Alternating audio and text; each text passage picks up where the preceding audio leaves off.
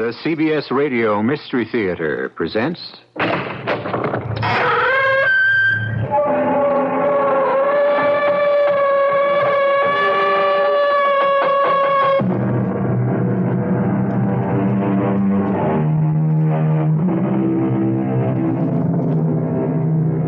Come in. Welcome. I'm E.G. Marshall. In everyone's life, there's an individual who doesn't fit into the ordinary mold. Most of the time, he's witty, amusing, charming. But always remember, the strength of will, or whatever drives such a person to be able to climb out of the normal rut, is a hidden danger. Disturb his equilibrium, interfere with his own peculiar order of things, and who knows what sleeping giant or remorseless nemesis might be awakened. Who's there? What are you doing here? Oh, why, it's Mr... No, don't. What have you got in your hands? Oh, no, you can't. Stay away from me, or I'll scream.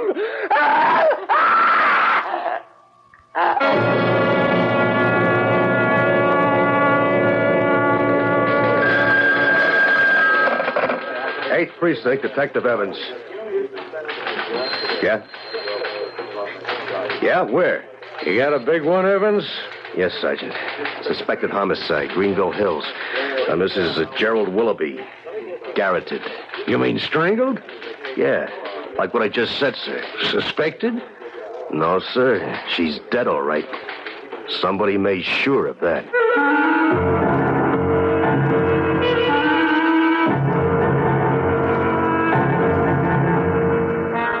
Our mystery drama, Don't Let It Choke You, was written especially for the Mystery Theater by Ian Martin and stars Robert L. Greene. It is sponsored in part by Uncle Ben's Long Grain and Wild Rice and Anheuser-Busch Incorporated, Brewers of Budweiser. I'll be back shortly with Act One.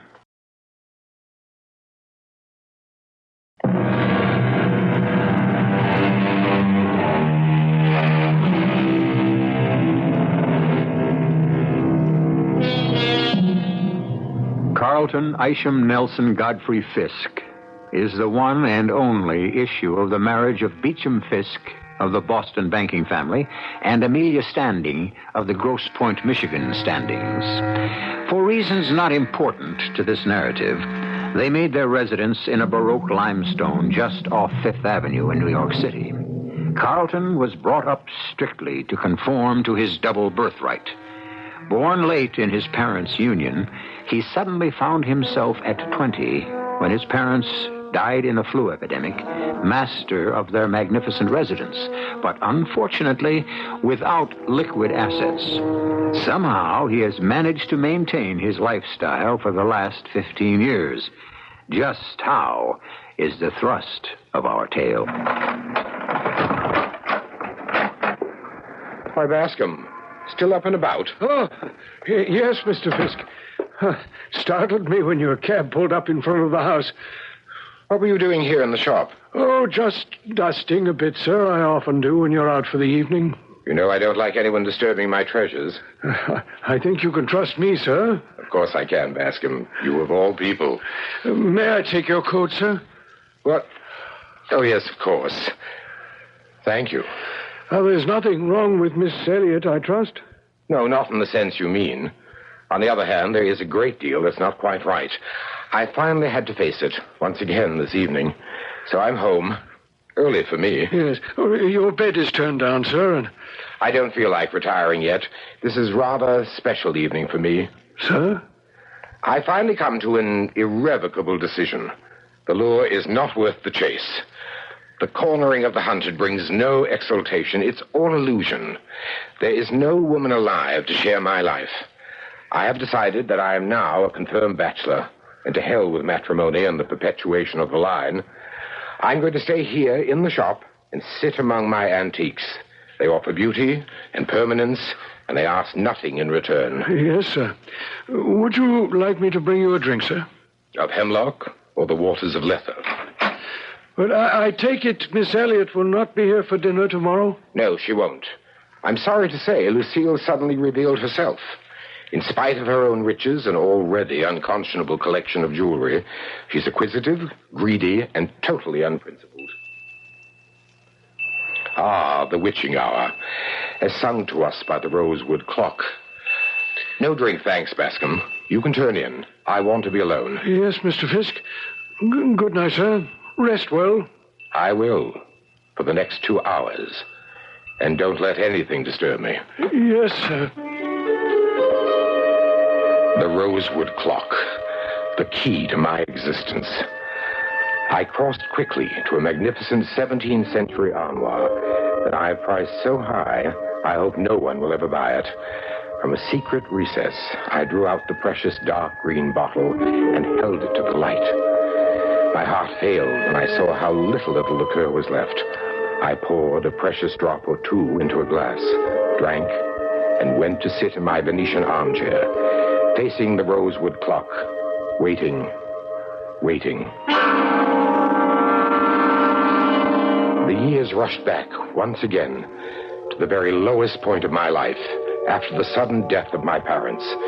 In this very room, I had sat in the same chair, drinking from the same bottle, watching the highly polished convex face of the rosewood clock's pendulum swing back and forth, back and forth, back and forth, until suddenly, reflected in its shining brass face, there was Wanda, smiling at me. Come to me, darling, for a little while. You're safe, and I want to talk to you. But you're dead. You're not alive anymore. Always I live on in you, Carlton.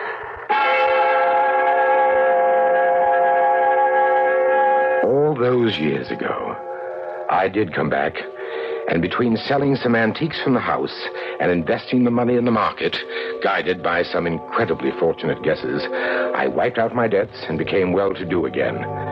But I knew where my strength lay and where it came from, and from time to time, I would return to sip from the square green bottles and watch the clock that brought me a magic hour with Wanda.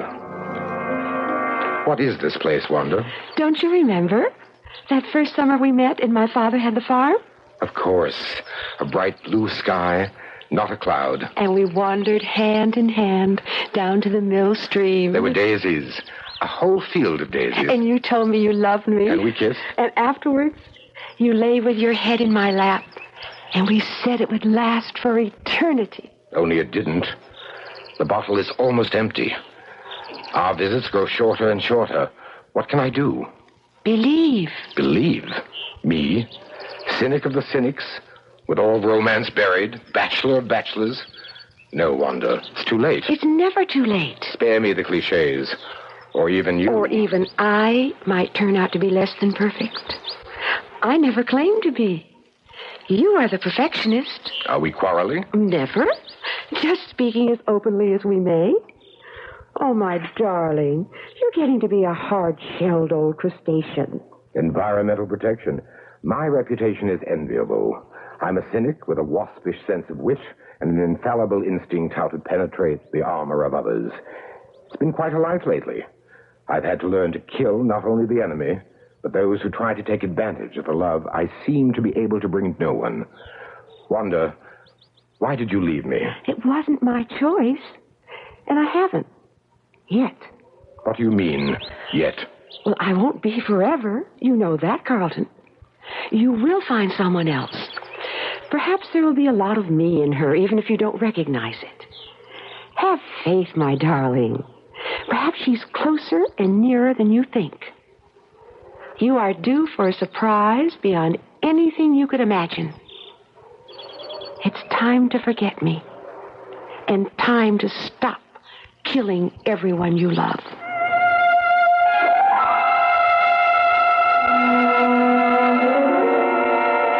I fled for Europe and a long buying trip. 3 months later, I returned, to be awakened the following morning, dull with jet lag, by...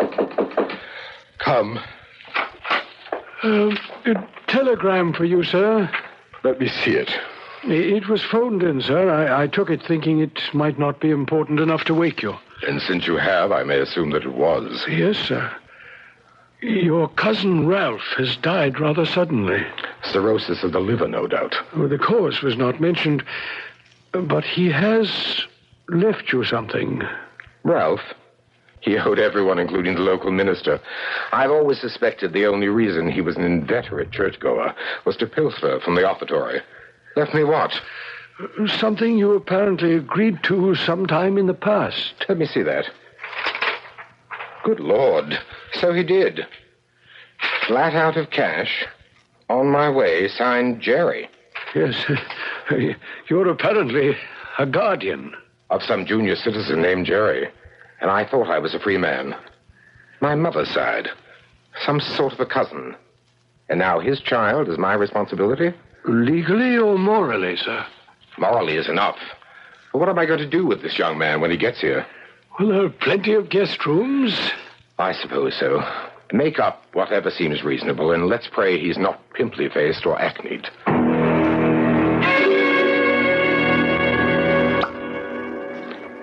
Excellent, Bascom. I wouldn't normally open it, but I'm just a little afraid of this year. Pour me a little so I may taste it. Enough, sir? Now, let's see. A naive little wine, but with its own slight urgency. Yes, sir. A sort of invitation to the dance, as one might say. Pardon, sir? Literary allusion, Alice in Wonderland. The whiting to the snail. We are having whiting tonight. Ah, yes, sir. With sauce bechamel. Excellent. Now, for the wine, the Rothschild Lafitte. Not the 69, of course. The 73 will do. A middling year, but my nephew is young enough not to be able to detect our little deception. 17, did you say, sir? Just about. Yes, sir. I know quite how you feel. There really is no room at all in this well-ordered existence of ours for some young high school boy. We shall have to pack him off to school somewhere. Oh, yes, Mr. Fisk. But I am sorry about your cousin's death. We don't have to dwell on that. What time will the young gentleman be here, sir? Any moment, according to the second telegram. Arriving by car 7:30 tonight. Right on, Uncle Carlton. See you then. Right on. The language of our times, an expression of approval, vulgarly stated. Well, let's hope the young gentleman will meet with your approval, sir. I'm not sure. I don't like stones thrown in my life pool unexpectedly. Yes. Well, I'd better go down and check on the bechamel. It needs tender care. Oh, what is the young gentleman's name, sir? My cousin's name was Forbes. The offspring is Jerry. Short for Gerald, I suppose. Or possibly Jerome. Thank you, sir. I'll have everything in readiness for an 8 o'clock dinner. Right on. I beg your pardon, sir. What? Oh, the insidiousness of slang. One can never be too careful. Yes, at 8 precisely. Right on, sir.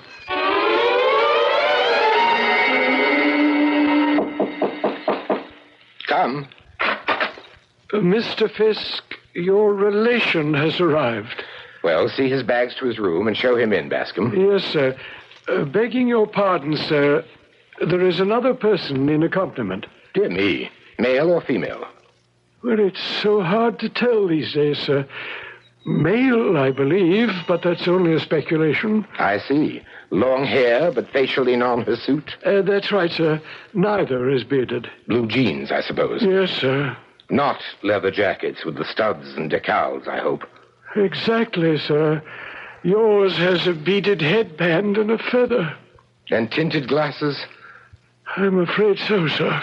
Very well. Show them in. Yes, sir. Mr. Fisk is expecting you now. You my uncle? You are the offspring of my cousin Gertrude. Yeah. Oh, if that means like she was my mother. You're younger than I expected. 17. And your voice hasn't broken yet. Huh? A boy's voice undergoes a normal change during puberty. It moves from the higher ranges to... Hey, hold up, man. You got some kind of idea I'm a male? Well, Jerry is... Ken, you are way out. Jerry for Gertrude. Same name as my mom. Don't you know a woman when you see one, Uncle? A woman? I I tried to keep my face a mask, but behind my eyes, blood-red rage seared them. This vulgar, wretched little gutter snipe was twitting me, laughing at me, traducing every sensibility of my life. My long search for beauty and perfection. I could have killed her. At that very moment, strangled her for invading my life.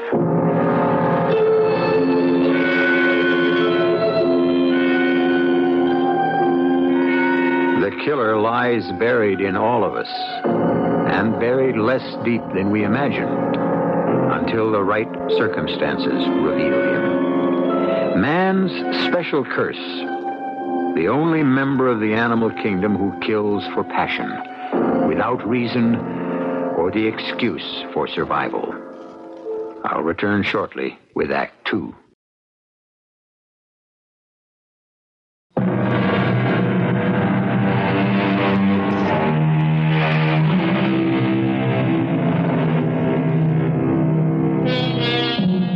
A strange confrontation. Two young people of today and a hidebound Bostonian. A man who had intellectually decided to turn his back on woman as a companion and to become a bachelor recluse. And now he faces the fact that the ward he has committed himself to be legal guardian of is a female.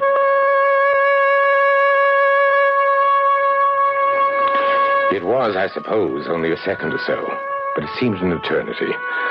All my years of searching for a woman to share my life, a woman such as I had lost, and now to find that this slovenly child with the long, tangled hair and dirty fingernails, the skin-tight jeans, the cheap beads, and the ludicrous hussar boots, and the face marred by the corpse-colored lipstick and the blue eyeshadow. For the first time in my life, I was speechless. You want to check me out, Uncle? Ask Cokie here. Hey, that's right. I want you to meet Cokie, who drove me here. Meet my uncle or some kind of relative, Mr. Fisk.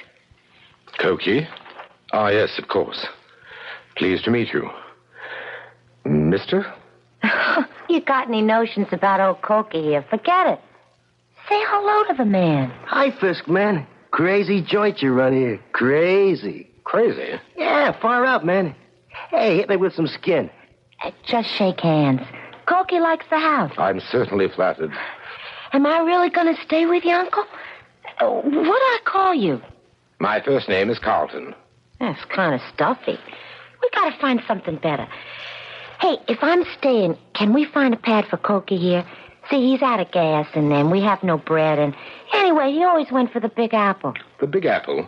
New York. Where it's at. Kind of excited myself. Oh, man, this place is way out. Those rooms downstairs. Ones I took a peek in when you were cooling our heels. Cokie, you dig that crazy stuff, huh? Yeah, real cool.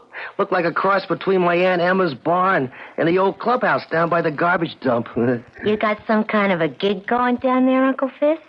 Uncle Fizz? Yeah. Everybody's got to have his own special name, dig? My name is Cochrane Ryder II. What kind of name is that?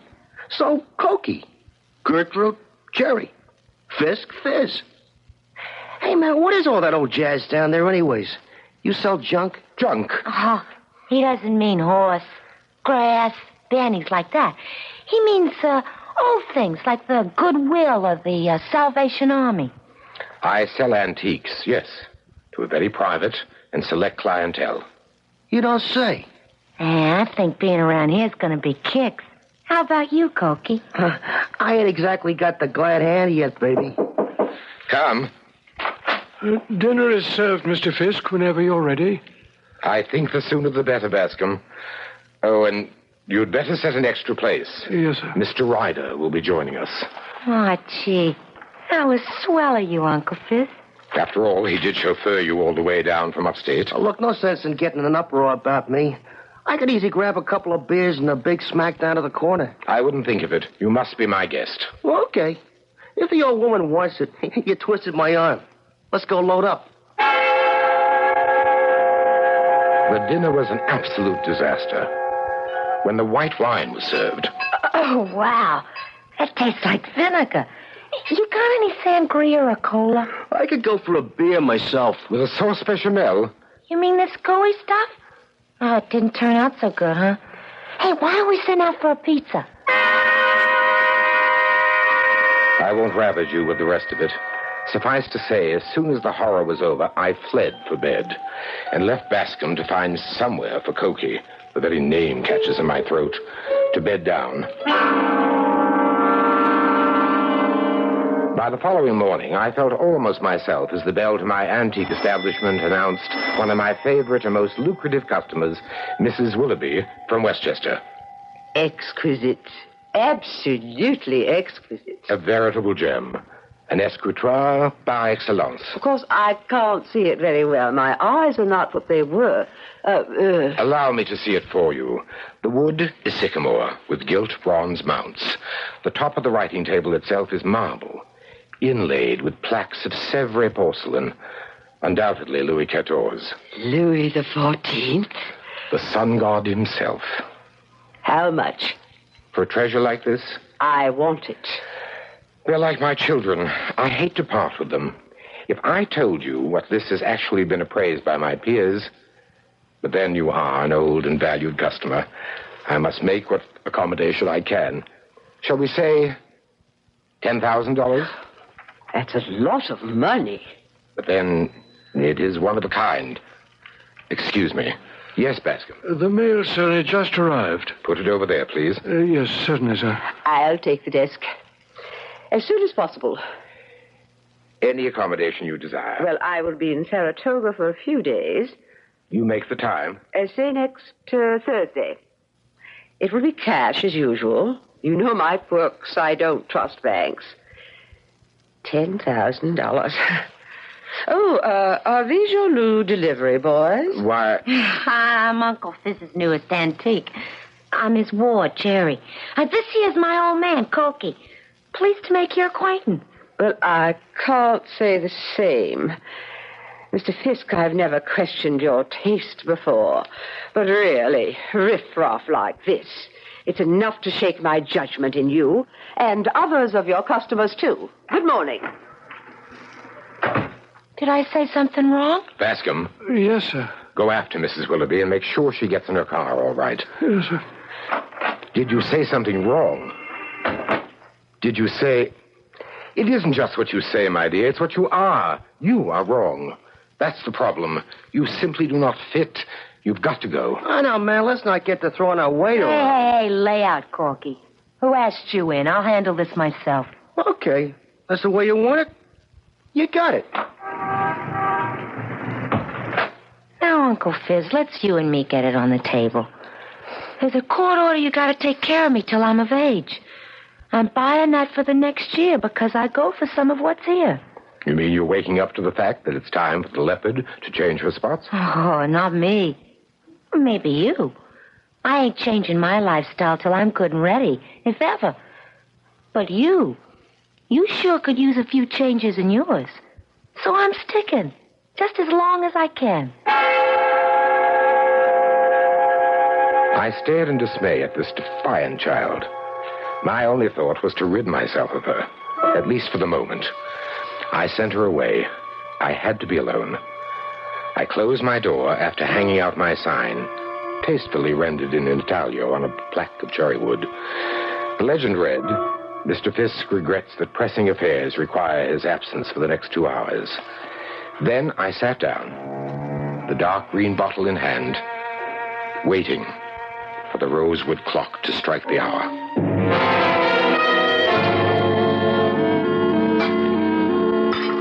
Wow, Mr. Bascom. What a super kitchen. Yes, Miss Walton, it is rather nice. And all those lovely copper pots hanging overhead. You use all them? Oh, I suppose I have at one time or another. You mind if I keep on? I'm preparing lunch. And dinner, too. Oh, that's all right. Could I help? Oh, I bless you. No. Everything under control. You could help me. Huh? Could I? How? Well, I like it here. And I like Uncle Fit. I like my uncle. Why doesn't he like me?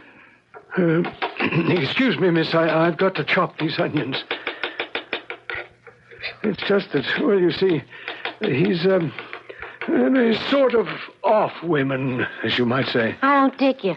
I mean, I don't understand. He's pretty damn attractive and sexy. So why? Quite a long time ago, when we were in the army together, he was going to be married to a girl, and she was killed in a car crash before he ever got back from overseas. How long ago? Oh, Lord, pretty near 15 years. And he hasn't liked women since then? Not him. He's the most eligible bachelor in New York. Why, Bascom, you're crying. Not me, ma'am. Just the onions. You too. No. It isn't the onions with me. I'm sad for anyone who's haunted by ghosts. I got my own closet full.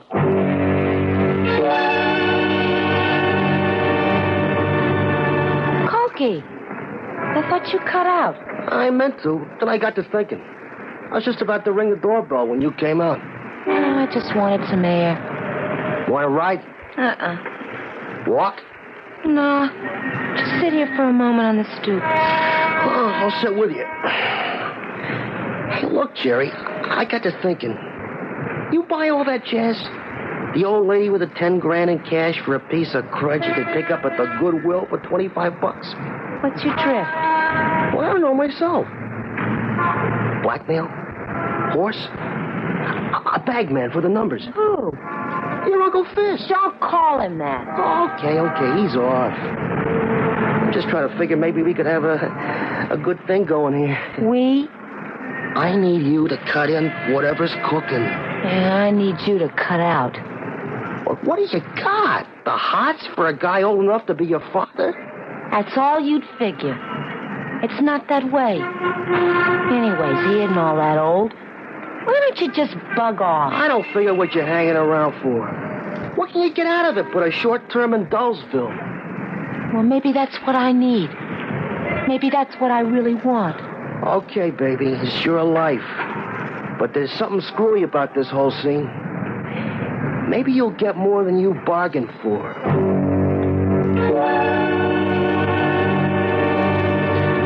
Anything new in the old Willoughby dame, Evans? Nothing much to go on, Sergeant. Except for one thing. Yeah, what? You remember I made a point she wasn't strangled? She was like, garroted? Yeah, with some kind of wire. Yeah, right. Something rang a bell, and I checked around. First thing I dig up is an open file on the 20th. A few months ago, a woman named Lillian Elliott was found dead in the same way. Yeah? Turned out to be a fancy hooker. No leads.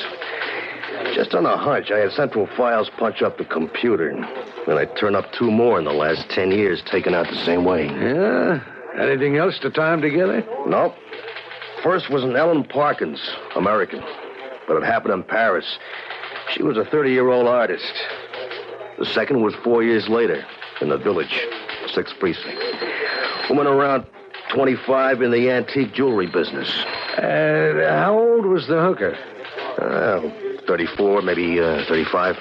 Good looker, but getting a little old for the game. And an 80-year-old society biddy worth millions who kept it all in cash and safety deposit boxes in her apartment, pinned to the drapes, and folded up between old newspapers in the basement. Huh. Is she the only one robbed? Yeah, as far as we know. Yeah, well, there's not much of a pattern there.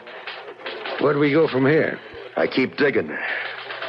I don't know why, but I smell one guy in all of these. And I ain't gonna let him get away with it.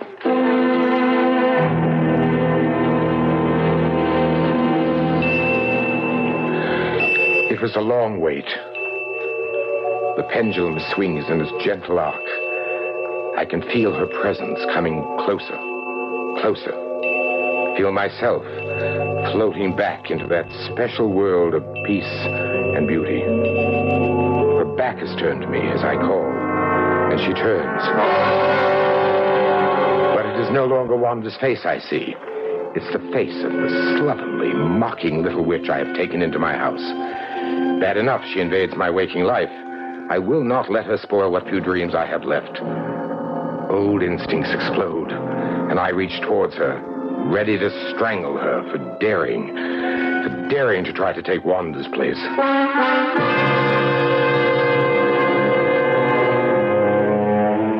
A curious story about a curious man who lives a secret life with a phantom woman. What is he seeking? And does his dream life drive him to destroy any woman who seeks to invade it? I'll return shortly with Act 3.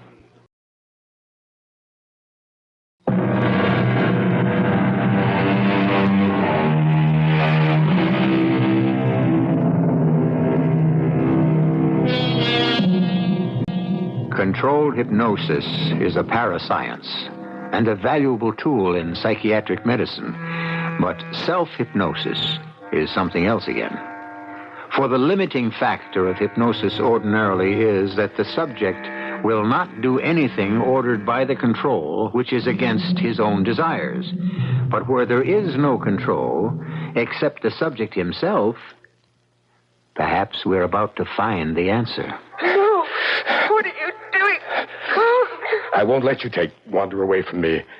No one can take my... God, it's me. Wanda, let me go. Wanda? I thought... You thought I was your ward. Jerry. Yes. Why would you think that? I thought I saw someone else's face instead of yours. Perhaps you did. What do you mean? It's lasted far too long, Carlton. Far too long. It's time for me to go. No. Yes, my dear. But I love you. And I love you. But all things come to an end. It's finished, my darling. Finished. Better it's finished for me than for the others. For the others. Yes. Who is it? Begging your pardon, sir, but there's someone to see you. You know very well I never see anyone when the sign is out. Yes, sir. But this gentleman is from the police, sir. Police? Oh, very well. Just a moment. Yes, what is it? My credentials, Mr. Fisk. Detective Evans, 20th Precinct. I'll get right to the point. Do you know Mrs. Beatrice Willoughby, 120 Sutton Place? Of course. She's an old and valued customer. I had a desk delivered to her mansion only this morning. Now, don't tell me anything's happened. It's a priceless antique. If it's the desk you're worried about, no. But that's what brought me here. Mrs. Willoughby? Yes, sir. She's dead. Aunt? No, sir. She was strangled and robbed. Oh, how terrible. I should really say, garroted. That's a strange word for you to use. Is it? Well, it has rather a specific meaning. Yeah, that's why I used it. It wasn't a stocking, for example, or a rope. Definitely a wire, used very expertly. Are you, by any remote chance, suggesting that I had anything to do with that? I'm not suggesting anything. Just doing my job. You were with the Green Berets, weren't you, sir? Yes, for 3 years. And I'll anticipate you and say that part of my training was the technique you were describing. But if you think... Detective Evans, was it? Yes, sir. Mrs. Willoughby owed me $10,000. I would scarcely, if you will forgive the praise, do her in before I was paid, would I? I'm not suggesting anything. I'm only collecting information. Do you recall knowing an Ellen Parkins? I most certainly do. I knew her in Paris, 10 years ago. Great talent as an artist, but I lost touch. I've often wondered what happened to her. She was found in her studio, dead, garroted. Good Lord, no. When? 10 years ago. Were you also acquainted with a Judith Carlin? Sort of, in your business? Yes, she was in antique jewelry. Had an unerring sense of taste about jewelry, but not about her friends, shall we say. Don't tell me that she... Yes, sir. About 5 years ago. Garroted. Now, sir, a Miss Lillian Elliott. Oh, no. Not Lillian. What is this? Some psychedelic dream? It can't be happening. Ask him. What are you up to? You look like you're eavesdropping. I was just closing the door. See the sign? Oh, no. I wanted to have a talk with my guardian. Well, you can't interrupt him now. He has a very important guest. Come along. Oh, okay, Pesky, okay. But easy on my arm. You got some grip there. I'm sorry, I didn't realize. Let's go in the kitchen, ma'am. I have my work to do. Well, let me help a little. No, there's nothing for you to do. Well, there's a whole lot for me to do. I've decided to be a permanent guest. That is, as long as I'm allowed to be permanent. Just what do you mean by that, Miss Jerry? Well, look. You really love Carl. I mean, my guardian, don't you? We've been through a lot together, he and I. Yes, Miss Jerry. I love him like the son I never had. I'd do anything for him. Well, that's the way I feel. Oh, I know it'll seem silly to you, except... Well, maybe you're the only person in my whole life who could understand. You see, my mother was a drunk, and my father was a deadbeat. So I had to develop a shell hard enough so I didn't curl up and die. But I don't need that anymore. I love him. And not like an uncle, like a woman. But you're only 7... Age is relative. If I'd let my parents shape my life, I'd be 117 going on 18. Age doesn't mean anything anymore. Oh, Juliet was 16. Charlie Chaplin, he's about 90. Casals, Picasso. A man is a man as long as he wants to be. And Bas, I'm in love. I love him just as much as you. We're the same. No, not quite. You said I had a strong grip. Well, that's because I've been conditioned all my life. I was a commando during World War II. Special Service Force in Korea, then Vietnam. That's where I met Mr. Fisk. He's like a son to me, as I told you, and I protect him even with my life. You don't think I feel the same? I'd like to say something, if I may. Perhaps it would be safer for us all if you get out of the Master's life right away. For a long time after the police officer left, I lay sunk in my chair, my mind a kaleidoscope of the past. He had forced nothing. I had admitted nothing. But he had shaken me. I went to the armoire and unlocked it. There was the leaden green bottle with its final few magic drops to seek Wanda again.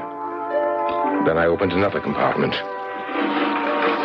Within it were the tools of death I'd never been able to throw away. The most prominent and of focal interest for the moment was the wire garrote with its handholds that, to the best of my belief, had been shut away since my last patrol. Holding it, my hands were shaking and my stomach was ice. Had I? Was it possible, under self-hypnosis, that I had used it against the women who proved less than perfect? I might have believed that, except for poor dear Mrs. Willoughby. I had a sudden urge for air, to breathe, to walk, to think outdoors. Carelessly, I thrust things away, pushed the armoire door shut without locking it, and left.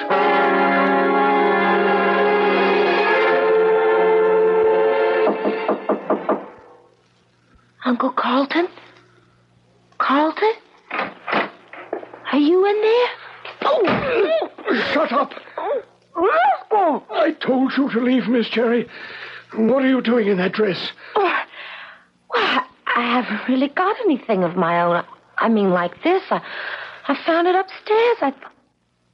What's that in your hands? I'm sorry, Miss Jerry, but you couldn't help him either. You just couldn't measure up. You'd let him down like all the rest, and I won't allow that to happen. He's special, you see. Very special. Nobody but me knows that. And those of you who don't know how special he is have to be eliminated. Don't be afraid. It doesn't really hurt, and it's only for a moment. No, Bascom, you're crazy. Hold it, Bascom. The garrote. You. Only because of you, Carlton. You mean Judith, Ellen, Lillian? They let you down. I never did. But Beatrice Willoughby, why poor Mrs. Willoughby? That was an accident. You remember how you and I first met? Yes, in training. And I had a certain weakness. The ponies? You bailed me out then. My life wasn't worth a nickel. You made one stipulation. That you would lay off them for good. Yes, sir. I broke my word some years ago. I did all right for a while, and then it all ran bad. When Mrs. Willoughby bought the desk, and I knew that all that cash was loose around her house, I thought I'd found my way out. Only she didn't go away as she promised, and she discovered me robbing her.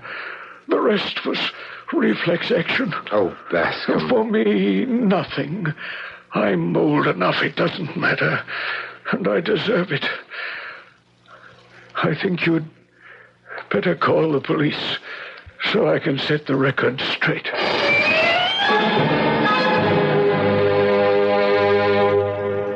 Fizz, Yes, Gertrude. are we doing the right thing? I can't answer that. Once I wanted to be a Pygmalion to your Galatea. I wanted to mold and change you. Oh, that's okay with me. Except that it backfired. You changed me. You took 10 years off my age, which still makes me 35. But that makes me young enough. Well, considering I was the oldest 17-year-old you ever knew. From ward to wife. It's quite a jump. Well, if you don't risk the big ones, you don't end up a winner. A strange twist, but a nice one. Two lost souls found each other, and a life that could have been denied them so easily. And Bascom, for whom there are no excuses, died while awaiting trial from a sudden, massive heart attack. The best and kindest thing he could do for both Carlton and Jerry. Their backgrounds alone were enough to make a human relationship a problem, without the complication of Bascom's misguided help. I'll be back shortly.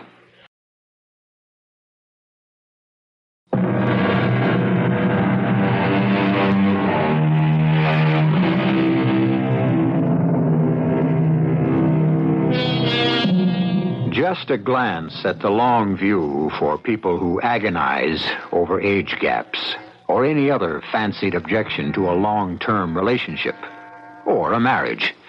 As life, or fate as you prefer to believe, arranged it, it was actually Jerry who died before Carlton. But not before they had had over 30 full years between them. The Lord giveth and taketh away. But if you believe in him hard enough, the odds are on your side.